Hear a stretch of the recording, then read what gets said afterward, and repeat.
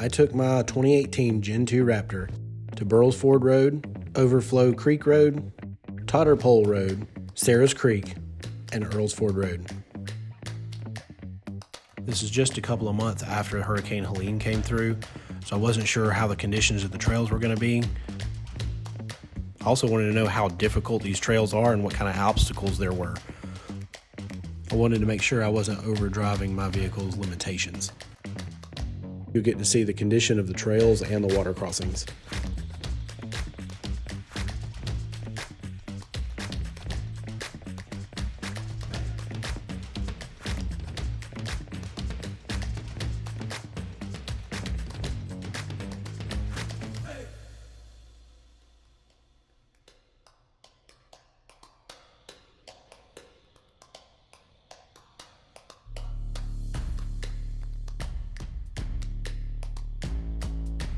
Just before the bottom of the gorge, you'll come across Burrell's Ford Campground on your left with some great sights near the river.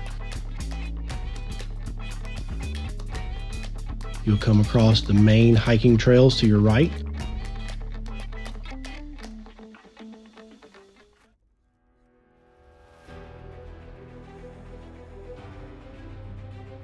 This bridge takes you into Georgia just over the Chattahoochee River.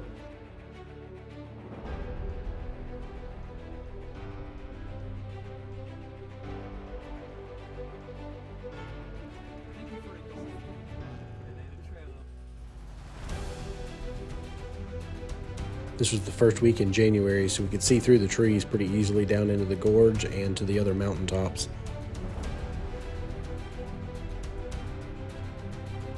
The majority of the trails were smooth and paved gravel.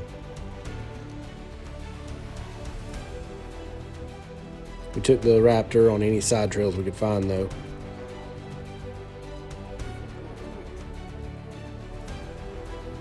Some of them had these small little humps.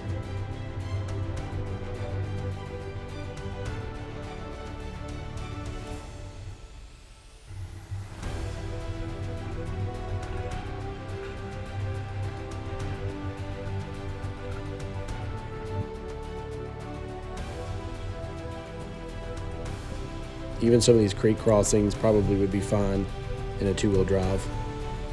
However, weather could change that very easily.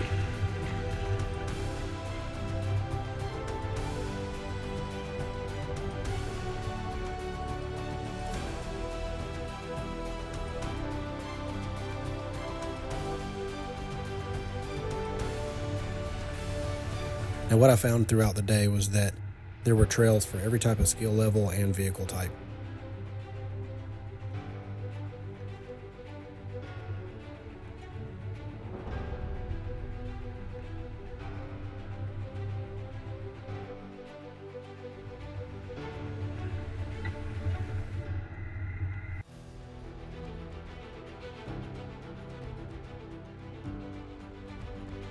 There was a little bit of washboarding here and there, but nothing a two-wheel drive couldn't handle.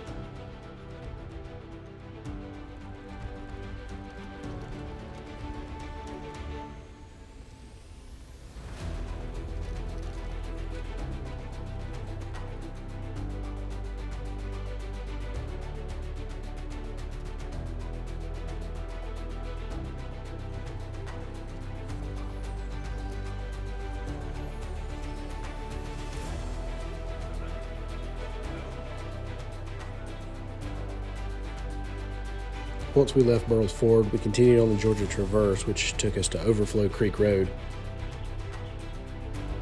It was extremely similar to Burrell's Ford, pretty smooth road.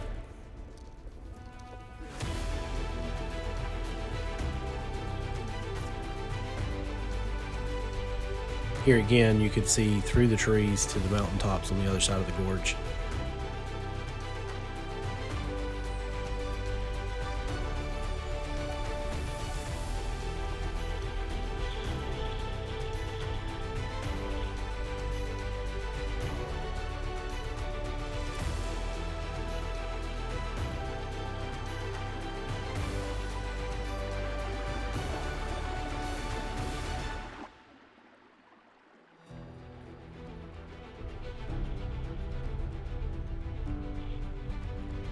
I was worried about what kind of damage there would be from Hurricane Helene coming through just a few months ago, but it looks like most of the trails have been cleared off.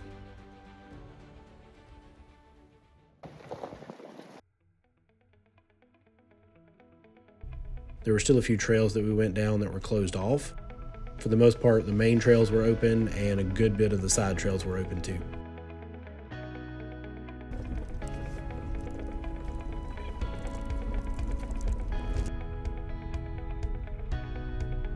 As you can tell, the whole first part of the day was pretty chill. Most of the larger obstacles came on Sarah's Creek and Earl's Ford.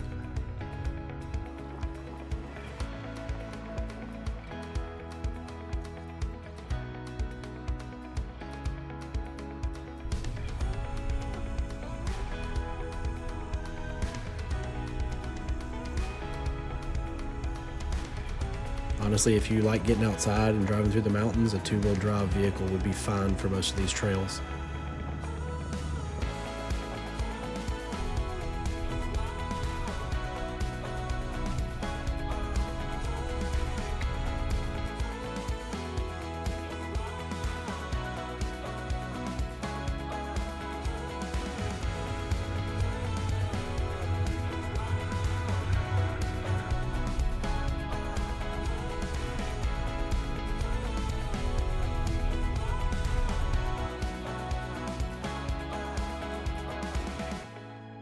I used Gaia GPS for the whole day.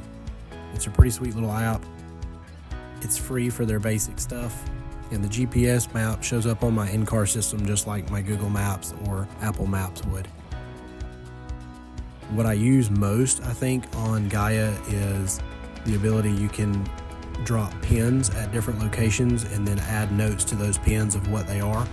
And you can also change the icon for those pins to put it as a campsite or a water crossing or a trail or a road or anything, really anything you could think of.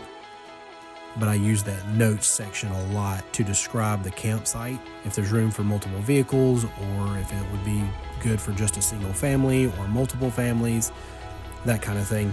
That way when I'm planning later on, I can look back and know exactly which site I want to shoot for.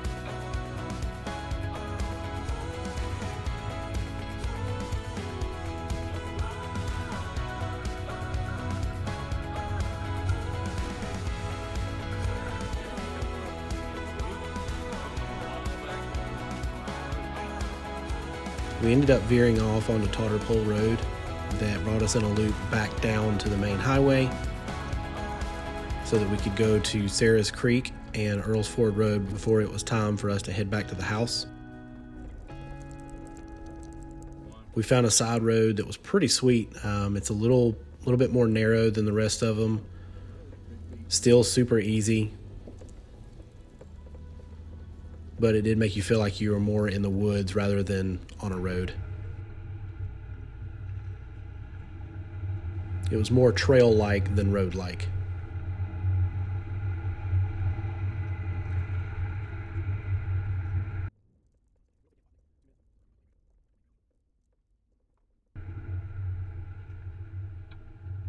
All in all, it was a pretty fun little trail.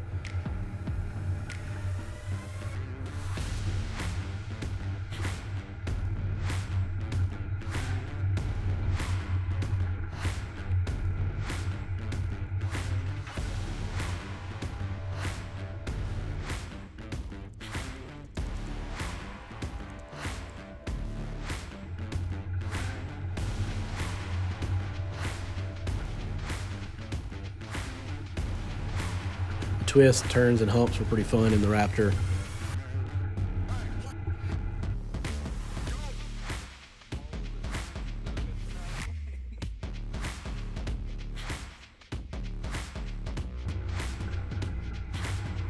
Even though the humps and the turns were small, it was still a pretty fun ride.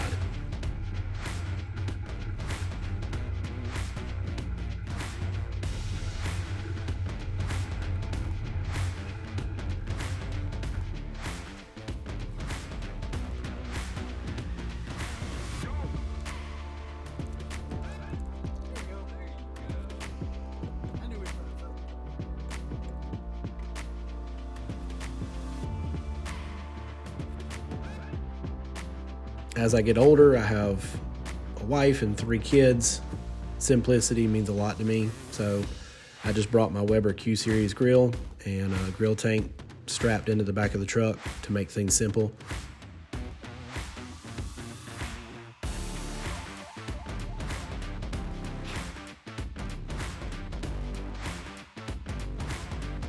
We ended up just eating hot dogs, and I brought my whiskey case that I made. I had a buddy that gave me this briefcase a year or so ago, and a couple of months ago I got the bright idea to cut the foam out of it to fit my glasses and whiskey. It's actually worked out extremely well, and I've taken it on multiple trips so far and haven't had to worry about the glass breaking or the whiskey spilling. Hung out for a little bit, freezing cold, so we didn't stay long.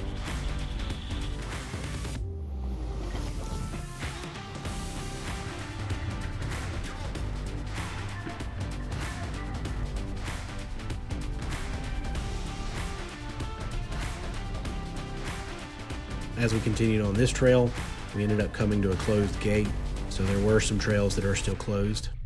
We just flipped around and headed back.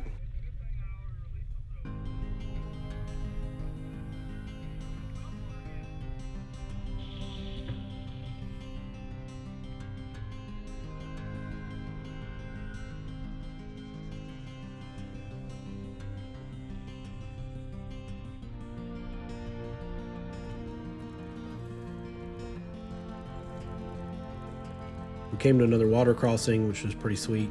It's pretty shallow. It's not too bad. I would venture to say maybe 1.5 feet.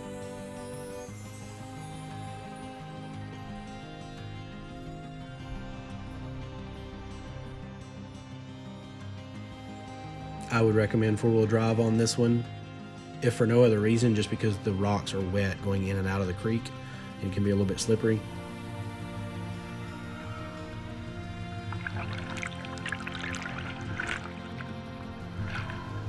It was just a lot easier in 4-wheel drive.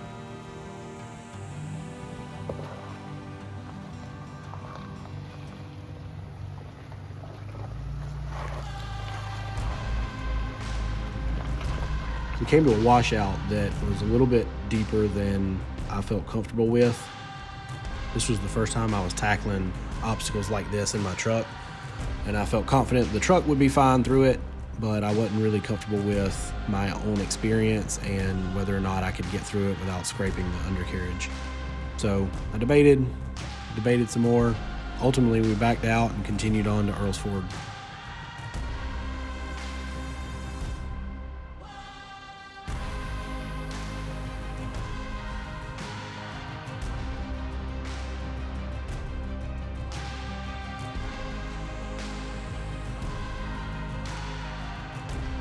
The bridge looked like it had been replaced. I'm assuming was probably from damage after Hurricane Helene came through.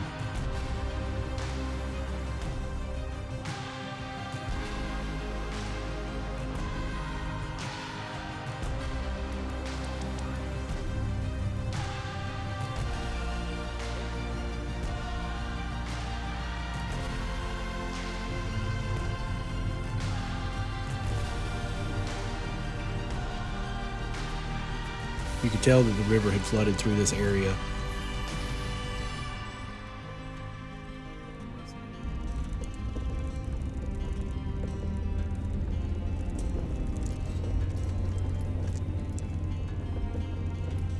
Throughout all these roads and trails, there were multiple camping spots, so if you're looking for an overlanding trip that's more than 1 or 2 days, there's plenty of places that you can camp.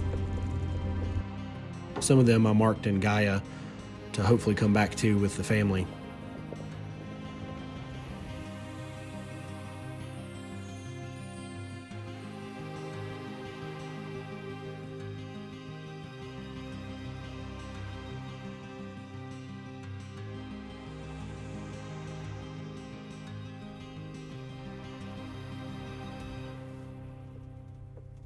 On Earl's Ford, you've got this big water crossing.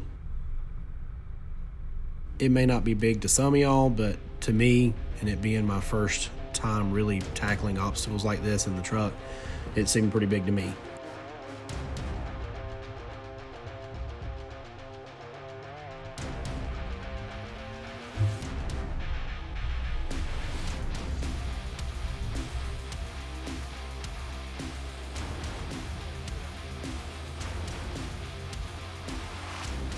With the water glaring, I took the upstream side just because I could see in the water a little bit better.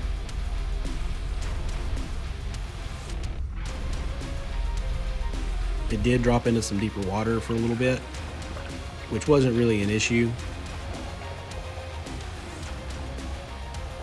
Again, I would recommend four-wheel drive on this one as well, especially as you come out the other side of the creek. You've got a rock formation that it's not huge, but it took a little bit of planning.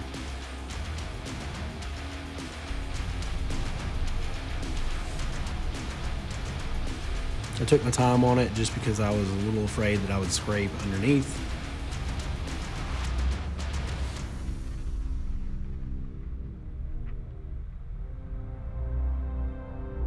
Matt helped me out with spotting.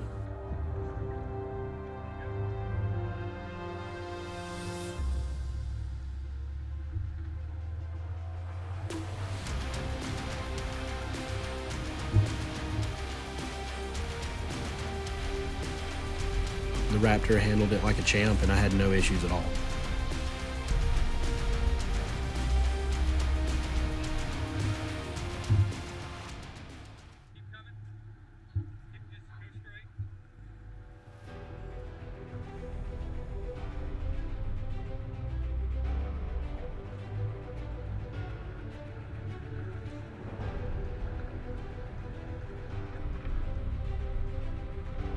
The rest of Earl's Ford had pretty minimal obstacles. There were a couple of places with ruts, but no big deal.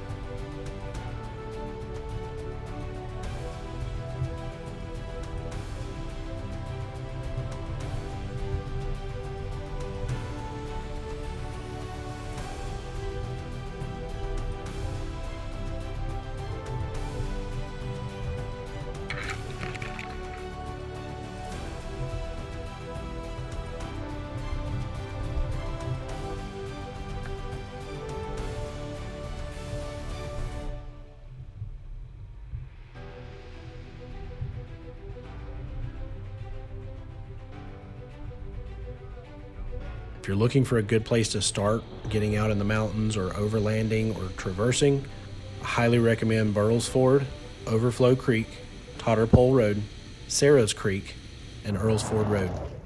I recommend having a four-wheel drive vehicle on Sarah's Creek and Earl's Ford Road though.